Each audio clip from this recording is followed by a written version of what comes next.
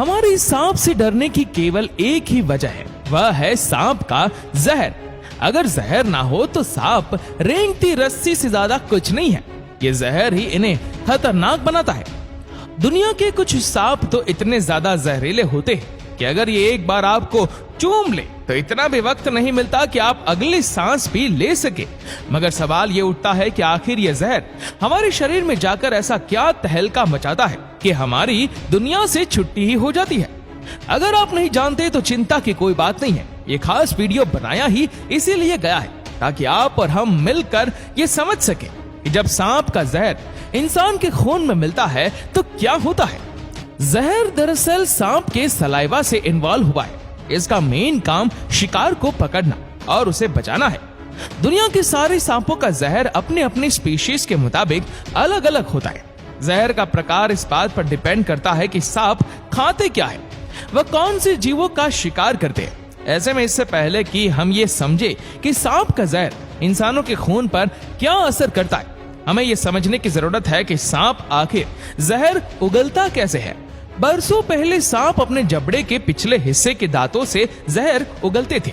सांप के शरीर में जहां जहर स्टोर होता है, ये थैलीनुमा अंग सांप की आंखों के जस्ट पीछे होता है। ऐसे में जहर को दांतों के जरिए बाहर निकालने में पीछे के दांत सुटेबल थे क्योंकि वह इस थैली के पास थे। मगर इस तरह के सांप अपने शिकार को निगले बिना उस पर अटैक नहीं कर पाते थे। इसलिए धीरे धीरे इवोल्यूशन हुआ और सांप अपने जहर को फ्रंट टीथ से उगलने लगे। इस तरह वो सीधे आगे के दांतों से ही शिकार को काट कर उसका काम तमाम कर सकते थे। इस इवोल्यूशन के साथ एक बदलाव दांतों के डिजाइन में भी हुआ। पहले सांप के दांतों से जहर बाहर की तरफ से टपकता था, मगर धीरे धीरे दांतों में कैविटीज बनने लगी ताकि जहर को एक रास्ता मिल जाए। ये कैविटीज समय के साथ गहरी होती चली गई और एक वक्त ऐसा आया कि दांत अंदर से पूरी तरह से हॉलो हो गए, यानी अब इन दांतों के अंदर जहर बह सकता था। इस खास इवोल्यूशन की मदद से अब सांप अपने शिकार के शरीर के अंदर सीधे तौर पर जहर इंजेक्ट कर सकते हैं। हालांकि ये इवोल्यूशन दुनिया के सारे सांपों में नहीं हुआ। आज भी दुनिया के 1/7 स्नेक ही जहर को सीधे इंजेक्ट कर पाते हैं। कौन सा वेनम इस दुनिया का सबसे खतरनाक वेनम है, ये कह पाना थोड़ा सा मुश्किल है क्योंकि सारे वेनम की अपनी अलग अलग स्पेशलिटीज है। जैसा कि मैंने बताया, सांप के जहर का प्रकार उसके द्वारा शिकार किए जाने वाले जीवों पर डिपेंड करता है। साथ ही ये इस बात पर भी डिपेंड करता है कि सांप कौन सा है, उसने किस जानवर को काटा है और कितनी क्वांटिटी में जहर शिकार के शरीर में पहुंचा है। ये जीव भी सांप के जहर से खुद को सुरक्षित करने के लिए अपने अंदर एंटीबॉडीज डेवलप करते रहते हैं। जैसे हनी बेजर पर किंग कोबरा के जहर का कोई असर नहीं होता क्योंकि इन जीवों ने खुद को कोबरा के जहर से पूरी तरह से सुरक्षित कर लिया है।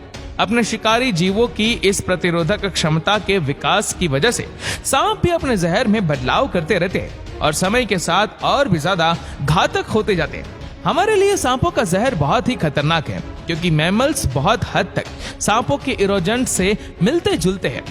इरोजेंट और हम बहुत हद तक एक ही बायोलॉजी शेयर करते हैं। हमारे सेल के स्ट्रक्चर, कैसे हमारे शरीर में ब्लड क्लॉटिंग होती है, कैसे हमारा सिस्टम काम करता है और भी बहुत कुछ। इसलिए इरोजेंट को शिकार बनाने के लिए डेवलप किया गया जहर हम इंसानों पर भी बहुत बुरा असर डालता है। सांप का जहर इंसानों के शरीर पर कई अलग अलग तरीकों से असर कर सकता है, जैसे कि न्यूरोटॉक्सिसिटी, हीमोटॉक्सिसिटी, साइटोटॉक्सिसिटी, म्योटॉक्सिसिटी, कुबोगुलोन टॉक्सिसिटी और कार्डियक टॉक्सिसिटी। न्यूरोटॉक्सिक वेनम इंसान के सिस्टम और ब्रेन को बुरी तरह से डैमेज कर देता है। ये जहर सीधे न्यूरोट्रांसमीटर्स पर हमला करता है। ये वो केमिकल है जो न्यूरॉन्स के थ्रू माइंड तक सिग्नल पहुंचाने का काम करते हैं। ब्रेन डैमेज होते ही इंसान की मौत हो जाती है। डीमोटॉक्सिक वेनम आपके शरीर में ब्लड क्लॉटिंग को रोक देता है, जिससे खून पतला होने लगता है और इंटरनल ब्लीडिंग शुरू हो जाती है। ब्लड क्लॉटिंग रुक जाने से घाव भी नहीं बढ़ते और ऐसी अवस्था में इंसान की मौत लगभग तय मानी जाती है। साइकोटॉक्सिक वेनम शरीर की सेल पर अटैक करता है। इस जहर के असर से सेल्स अंदर ही अंदर गलने लगती है और उनमें छाले और फफोले पड़ने लगते हैं, जिससे सेल्स मरने लगती है और धीरे धीरे इंसान की मौत हो जाती है। म्यूटॉक्सिक वेनम मसल्स पर अटैक करता है, जिससे इंसान का शरीर लकवाग्रस्त हो जाता है। कभी कभी पैरालिसिस के दौरान इंसान की मौत भी हो जाती है। कोवगुलोन टॉक्सिक वेनम इंसान के खून की क्लोटिंग प्रोसेस को बहुत फास्ट कर देता है, जिससे शरीर के अंदर जगह जगह खून के थक्के जमने लगते हैं और ब्लड सर्कुलेशन रुक जाता है, जिससे अल्टीमेटली इंसान की मौत हो जाती है। कार्डियक टॉक्सिक वेनम सीधे हार्ट पर असर करता है, जिससे इंसान का दिल काम करना बंद कर देता है और उसकी मौत हो जाती है। इससे भी डरावनी बात तो ये है कि बहुत से सांपों के जहर में इन टॉक्सिक के कंपाउंड पाए जाते हैं, यानी इनका वेनम एक से ज्यादा तरीकों से इंसान के शरीर पर अटैक करता है। अब आप अंदाजा लगा सकते हैं कि सांपों के काटने से कोई भी बच क्यों नहीं पाता है। क्या होता है जब सांप का जहर इंसान के खून में मिक्स होता है। यहाँ इन 2 ग्लास में इंसानी खून रखा हुआ है। खून को 2 अलग अलग जार्स में निकाल लिया जाता है। एक जार में खून के साथ थोड़ा सा पानी मिक्स किया जाता है और दूसरे जार में खतरनाक स्नेक्स का जहर की केवल 1 बूंद ही मिलाई गई है, ताकि इसके कम से कम क्वांटिटी के असर को नोटिस किया जा सके। ये बस चंद पलों की बात थी और जहर ने अपना असर दिखाना शुरू कर दिया। 3 सेकंड से भी कम समय में खून एक जेली के रूप में बदल गया। लिक्विड स्टेज में रखा खून जमकर सॉलिड हो गया, वहीं दूसरी जार में रखा खून अभी भी लिक्विड स्टेज में ही था। इंसानी शरीर में कई लीटर खून होता है, ऐसे में शरीर में छोटे छोटे खून के थक्के जमते हैं। ये कोवगुलोटॉक्सिसिटी का ही असर है, जिसके बारे में हम पहले बात कर चुके हैं कि किस तरह ब्लड सर्कुलेशन रुकता है और इंसान की मौत हो जाती है। अब सांप से इतना भी डरने की जरूरत नहीं है, क्योंकि साइंस ने बहुत ही तरक्की कर ली है और अब जहरीले से जहरीले सांपों के कांटे का भी इलाज संभव है। मेडिकल टर्म में इस दवाई को एंटी वेनम कहा जाता है। कमाल की बात यह है कि दवाई जहरीले सांपों से ही बनाई जाती है। हाँ, लेकिन इन सांपों से जहर उगलवाना कोई आसान काम नहीं है। ये बहुत ही जोखिम भरी प्रैक्टिस होती है और इसीलिए हमेशा एक्सपर्ट द्वारा ही परफॉर्म की जाती है। इसके लिए दुनिया भर के अलग अलग हिस्सों के जहरीले सांपों को किसी लैब में इकट्ठा किया जाता है, जहां इन्हें अलग अलग रैक्स में रखा जाता है, जहां इनके पालन पोषण और खान पान का ख्याल रखा जाता है, ताकि सांप लंबे समय तक स्वस्थ रहे और ज्यादा से ज्यादा जहर प्रोड्यूस करे।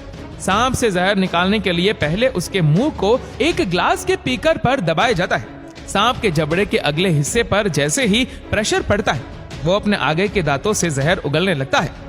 बीच बीच में उंगलियों से सांप की आंखों के नीचे के हिस्से को भी दबाया जाता है, ताकि सांप की जहर की थैली पर प्रेशर पड़े और ज्यादा से ज्यादा जहर एक्सट्रैक्ट किया जा सके। बाद में सांप को बड़ी सावधानी के साथ वापस उसकी रैक्स में रख दिया जाता है।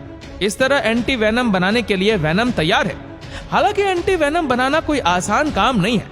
जैसा कि हम बात कर चुके हैं कि ज्यादातर सांपों के जहर में अलग अलग टॉक्सिक के बहुत से कंपाउंड होते हैं, इसलिए इनके लिए एंटी वेनम बनाना भी उतना ही मुश्किल काम है। एंटी वेनम बनाने से पहले वैज्ञानिकों ने लैब में पाले गए कई सारे चूहों पर दुनिया के अलग अलग सांपों के वेनम का अलग अलग क्वांटिटी में टेस्ट किया, ताकि एंटी वेनम के डोज की क्वांटिटी का पता लगाया जा सके। आपको जानकर हैरानी होगी कि एक एंटी वेनम बनाने के लिए एक बार में निकाले गए औसतन 15 से 20 सांपों के जहर की जरूरत होती है। खैर, आज के समय में दुनिया के ज्यादातर सांपों के एंटी वेनम बनाए जा चुके हैं और बचे हुए सांपों के जहर पर खोज जारी है। एंटी वेनम के अलावा भी सांपों के जहर की इंसानी शरीर पर असर को विज्ञान ने मेडिकल यूसेज में वरदान की तरह इस्तेमाल करने में बड़ी उपलब्धि हासिल कर ली है। तो दोस्तों, उम्मीद करते हैं कि ये वीडियो आपको पसंद आई होगी। आपको ये वीडियो कैसी लगी नीचे कमेंट करके जरूर बताएगा, और अगर आपको ये वीडियो अच्छा लगा हो तो वीडियो को लाइक करेगा, शेयर करेगा ज्यादा से ज्यादा लोगों तक, और ऐसे ही और भी रोचक जानकारियों के लिए सब्सक्राइब करें हमारे YouTube चैनल को और Facebook पर फॉलो करें हमारे पेज को। धन्यवाद।